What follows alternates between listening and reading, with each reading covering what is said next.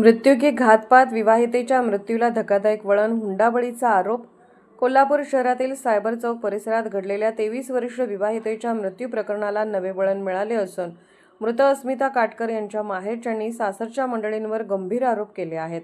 हा आत्महत्येचा प्रकार नसून हुंड्यासाठी आणि मुलगी झाल्याच्या कारणावरून अस्मिता यांची हत्या करण्यात आल्याचा आरोप त्यांच्या आईने केला आहे. मिळालेल्या माहितीनुसार अस्मिता यांना काही महिन्यांपूर्वी कन्यारत्न प्राप्त झाले होते. आगामी ऑगस्ट महिन्यात मुलीच्या बारशाचा कार्यक्रम होणार असल्याने घरात तयारी सुरू होती. अशातच त्यांच्या मृत्यूची घटना घडल्याने परिसरात खळबळ उडाली आहे. सुरुवातीला हा प्रकार आत्महत्येचा असल्याचे मानले जात होते. मात्र अस्मिता यांच्या आईने सासरच्या मंडळीकडून मुलगी झाल्याने आणि हुंड्याच्या मागणीसाठी सातत्याने छळ केला जात असल्याचा आरोप केला आहे. या छळातूनच मुलीचा जीव घेतल्याचा दावा त्यांनी केला आहे. दरम्यान या आरोपांमुळे प्रकरणाचे गांभीर्य वाढले असून तपासाची दिशाही बदलली आहे. राजारामपुरी पोलिसांनी मृत्यूमागील नेमके कारण शोधण्यासाठी सखोल चौकशी सुरू केली आहे. आत्महत्या, अपघाती मृत्यू की घातपात याबाबतचे सत्य तपासानंतरच स्पष्ट होणार आहे.